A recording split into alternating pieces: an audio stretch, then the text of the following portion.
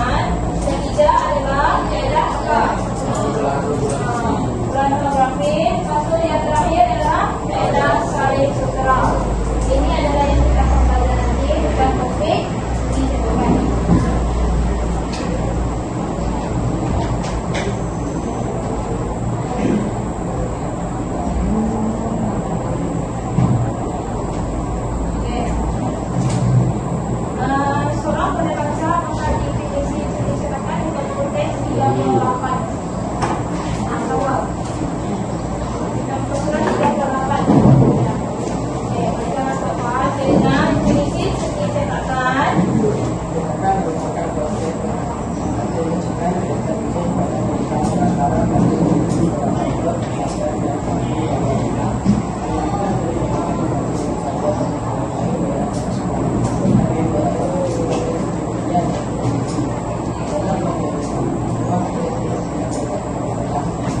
betul. Jadi seni cetakan ini menggunakan permukaan dua pada yaitu blok dengan grade. Lepas tu, seni cetakan tidak dapat menghasilkan banyak kepingan. Misalnya contoh, buat ini dia komponen kayu kan. Kau pernah kan buat masuk komponen sekolah apa? Komponen pisang apa kayu cukup kita ada kan?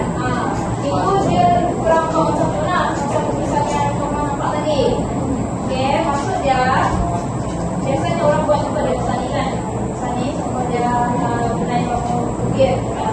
Maksud kau letak dekat kertas misalnya kau sini. Terus kau buat banyak-banyak kertas. Itu masih dikatakan asli walaupun mudah-mudah kopi banyak-banyak. Dia tak sama macam kau ukir. Kalau ukir biasanya kita masih satu saja. Yang satunya biasanya yang asli. Maksud untuk dua biasanya itu adalah kategori. Kalau yang ni kamu boleh aslikan dia melalui satu cetakan tadi. Itu maksudnya dapat menghasilkan pelbagai isi. Okey, seterusnya. Okey, seni cetakan sejarah perkembangan seni cetakan sebelum merdeka. Itu perkembangan seni cetakan merupakan tidak seranjang seni cetakan. Maksudnya kamu ada belajar pasal seni cetakan minggu depan. Ada berapa orang? 4 orang kan artis sama tempatan kita yang banyak kita yang mengembangkan seni cetakan. Tetapi di sini dekat Malaysia tak ada siapa pun, belum ada siapa pun yang tahu mengenai seni cetakan. Okey, lepas tu merujuk kepada sejarah seni cetakan potongan kayu oleh pelukis-pelukis akademik ayat di Singapura. Yang menggunakan bukan kita tak ada pun. Belum ada pelukis yang tahu pasal seni cetakan. Tapi yang tahu adalah pelukisnya dalam Singapura. Masa tu Singapura masih diperlukan dalam Malaysia. Dan sebelum mereka baru Singapura mencetakan. Jadi maksud tu Singapura merupakan negeri lah. Negeri yang dalam Malaysia yang ada pelukis seni cetakan ni. Contohnya adalah gaya seni cetakan ini satu yang dihasilkan oleh dia merupakan asal Singapura. Tapi masa tu semua pemerintah dia masih pemerintah masih dianggap dalam Malaysia. Okey, selepas mereka ramai pelukis tempatannya melanjutkan pengajian di luar negara, antaranya Long Yes,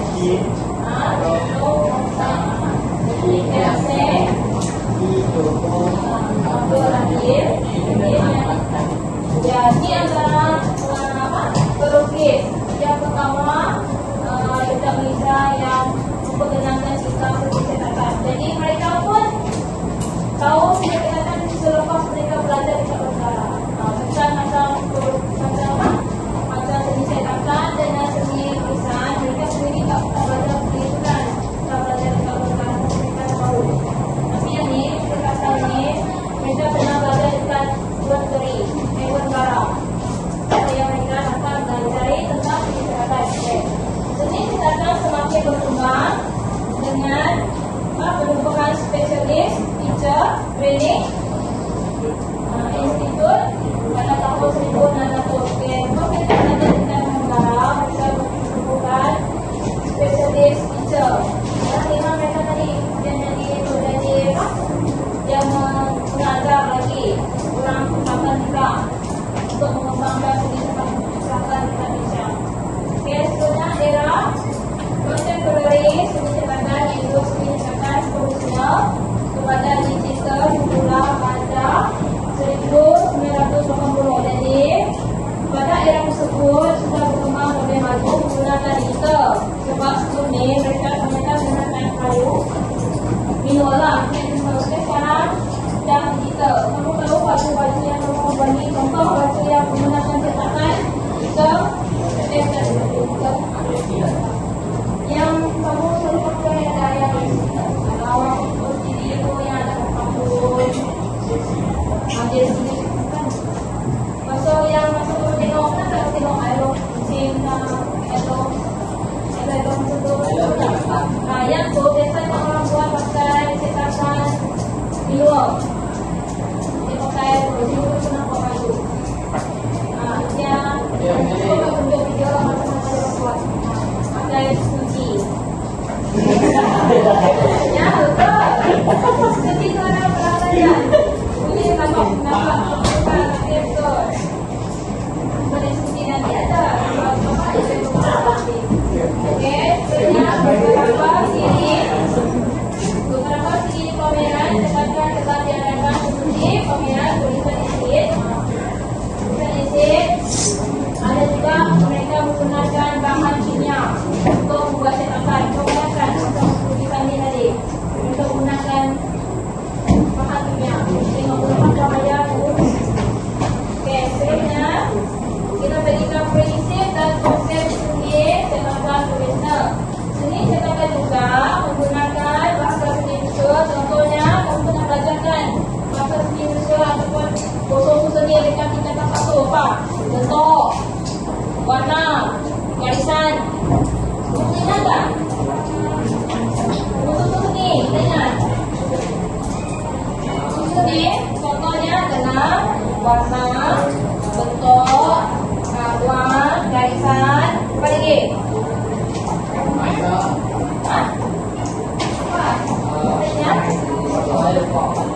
Ini adalah antara bahasa seni visual ataupun unsur seni, yaitu garisan, jaringan, keberbagaian, kesatuan, harmoni dan bergerak. Okey, prinsip dalam seni cetakan tulisan merujuk pada satu piawaian yang digunakan pakai untuk menentukan sama ada gaya seni cetakan tersebut asli dan produksi. Yang kita boleh tahu yang mana asli satu, cetakan itu asli, mana satu yang biru. Nanti apa kita menjelaskan bagaimana nak tahu. Okey, ada 5. Kita nak tahu kalau lukisan itu cetakan asli ataupun kopi ori. Pertama, menulis artis profil. Artis profil masih dapat. Contohnya tanda tangan kah, daripada artis itu. Aku tahu semua tahu artis kan. Okey, pada setiap karya cetakan. Ini adalah apa? Supaya kita tahu yang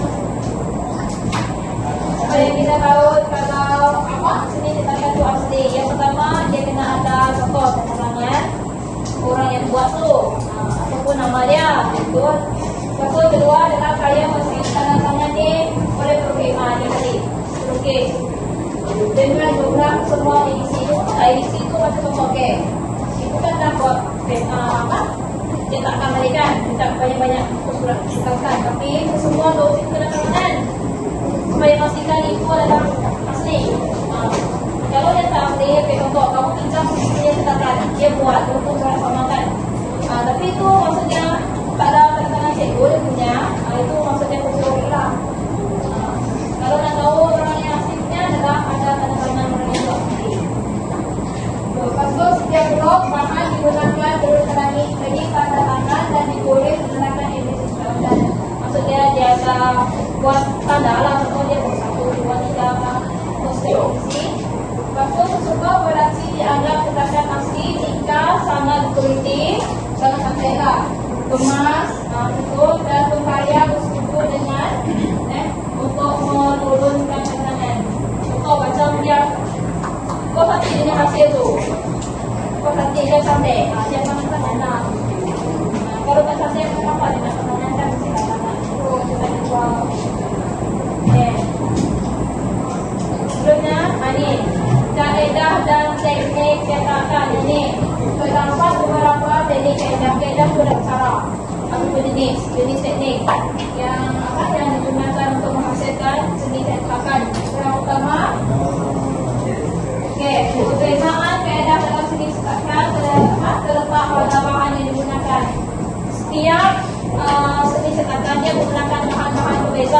Dia tak sama macam seni lukisan dengan seni catan. Okay, macam seni catan kita ada menggunakan pensel, pen, tapi benda tu dikategorikan menjadi perhiasan. Tapi yang ni lain. Peralatan yang digunakan lain, tak sama. Nanti kamu tengok. Okay. Yang pertama adalah cara adalah kedap timbulan atau relief. Dawat yang digelekan pada permukaan tapak cetak dan bukan dalam luar tulisan. Kedah ini merupakan kaedah tertua yang dalam ini merupakan kaedah ataupun cara membuat cetakan yang paling tertua. Okey, nanti contoh. Ingat kita pernah buat dulu.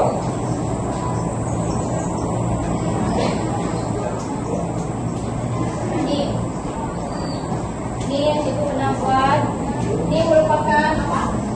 Cetakan yang paling tertua. Okay, first kamu menggunakan, sebelum kamu menggunakan, kamu kita buat ini sorak dulu. Ini. Okey, dulu sorak tu yang mana kamu nak buat. First kamu kena buat sorak. Lepas tu kamu sediakan ni adalah lino bot. Lino bot ni dia lembut dah. Tapi kamu pernah tengok tak yang orang pakai untuk pokok yang hijau tu ada garisan satu baris-baris kan. Dia lebih terang macam tu. Sebab ni dia lembut.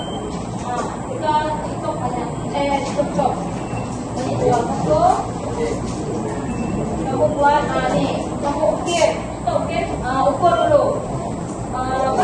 Dia supaya dia sama berapa cm. Okay, lepas kamu ukur sama. Baru kamu boleh buat sorak dekat atas permukaan dia nombor. Biasanya sebelum cikgu dah buat, cikgu kan pakai kertas. Ini yang cikgu buat tadi tu. Contoh ada yang cikgu buat ni banyak ni. Oh, ada nombor.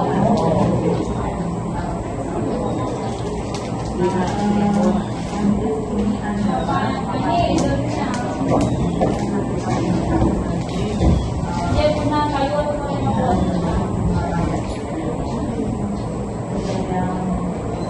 Hanya digunakan untuk proses daripada lembut. Ini adalah warna dia.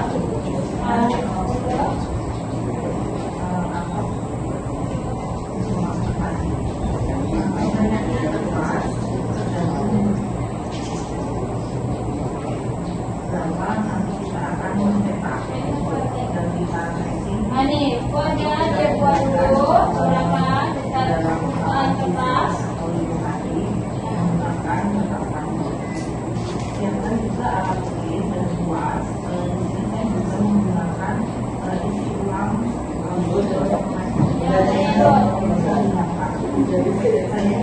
Ini dia pakai apa? Kita tadi kamu tengok yang video tu yang kamu tulis depan dia boleh tambah buka kita lagi. Supaya senang dia nak ukir dekat nombor. Ini dia bagi warna.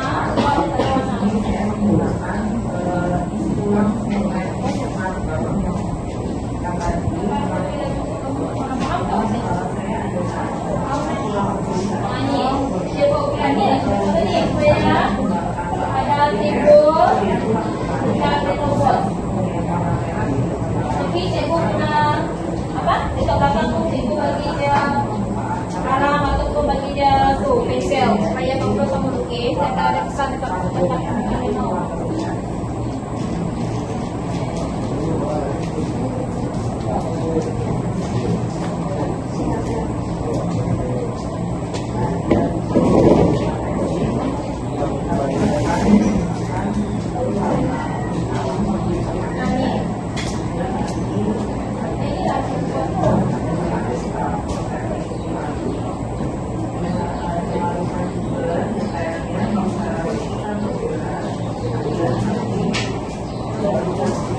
Dia ukir dulu, dia satu warna dulu, lepas tu dia ukir.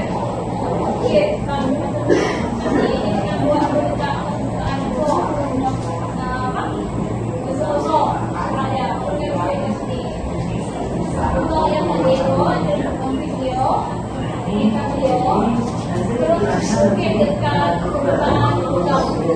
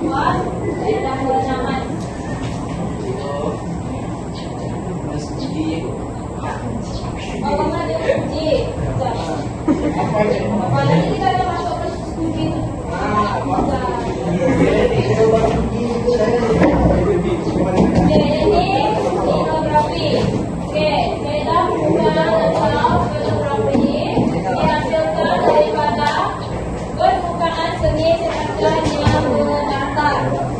Linografi berdasarkan teknik sifat perlengkapan minyak dan air. Blok atau kapur digunakan sebagai blok persamaan imej. Gaya ini dapat dihasilkan dapat menghasilkan segi kedapan yang hampir sama dengan besar pensel. Okey, untuk membedakan peralatan yang digunakan, ini digunakan sama yang tadi kita gunakan lino bot. Yang ini surat pada bot boleh juga yang sama kayu, sama juga dapat dijadikan proses utama. Okey, yang ini yang kedua tadi menggunakan logam.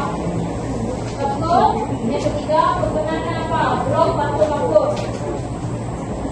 Yang ini menggunakan batu kapur. Okey, kita tengok proses macam mana.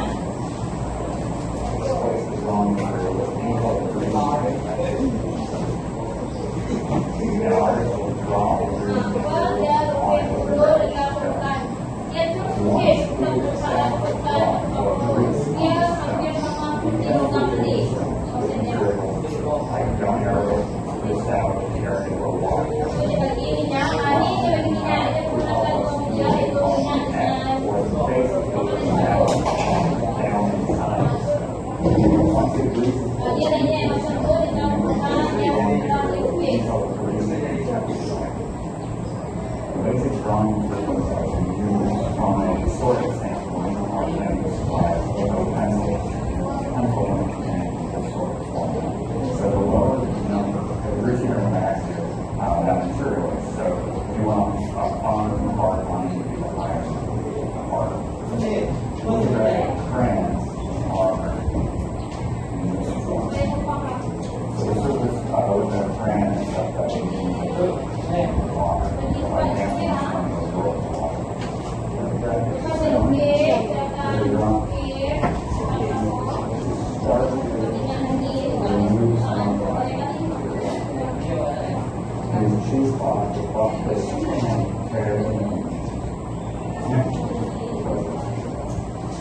This one you're drawing over the shape.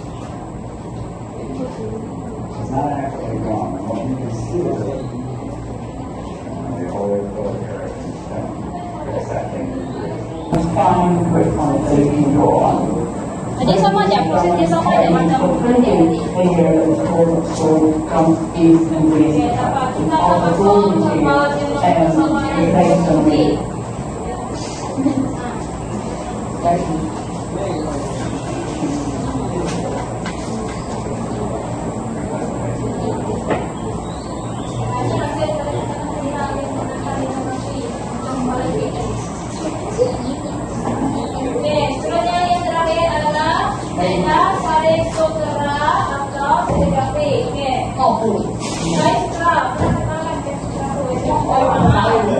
Dan segera akan diregangkan di atas kayu pembina. Kayu pembina itu dia rasanya betul segi 4.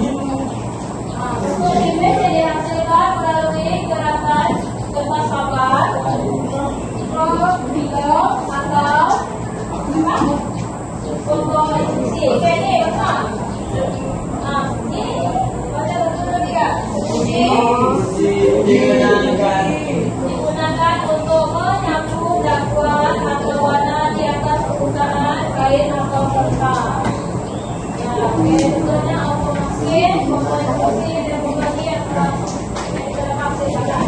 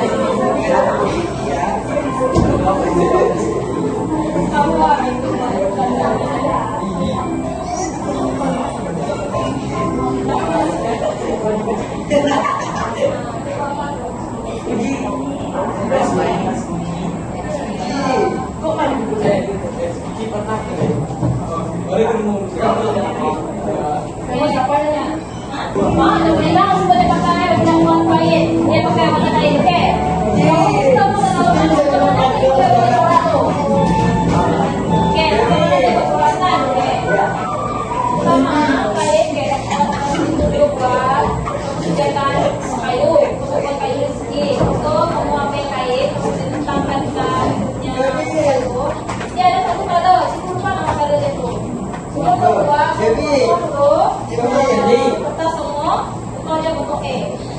Kamu tulis, kamu letak dengan kain taruh, kain cerah. Kamu letak di situ, terus kamu pakai kain kalau yang ini dia dipakai untuk pada ini.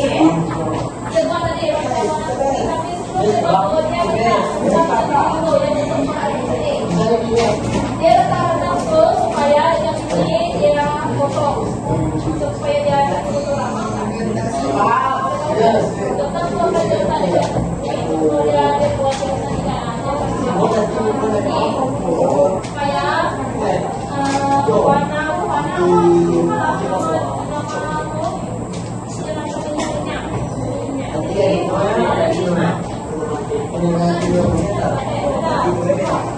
lepas kering, baru kamu boleh camdarkan kertas yang kamu letak di atas tadi. Nah, apabila dia kering, dia akan yang ada tidak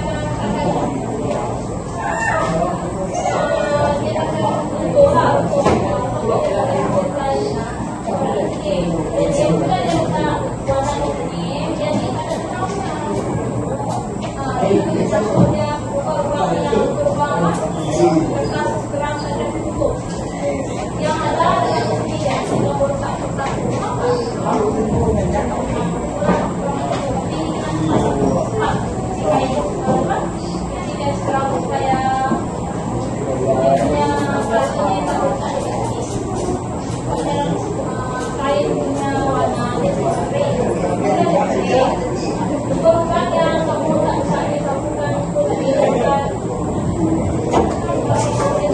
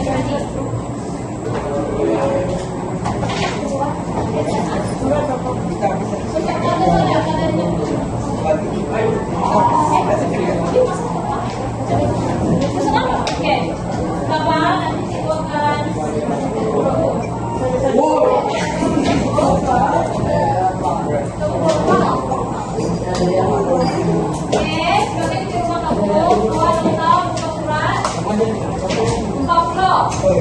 Empat beda. Dua sedih setakan.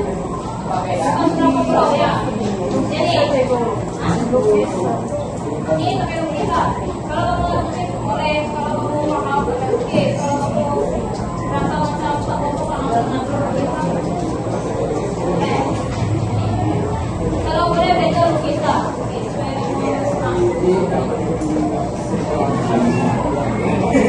Oke, sebelum kita habis, sebenarnya apa yang kamu dapat pelajari pada hari ini? Oke, apa pelajaran illustrasi tadi? Beda, yang pertama adalah beda apa? Beda timburan.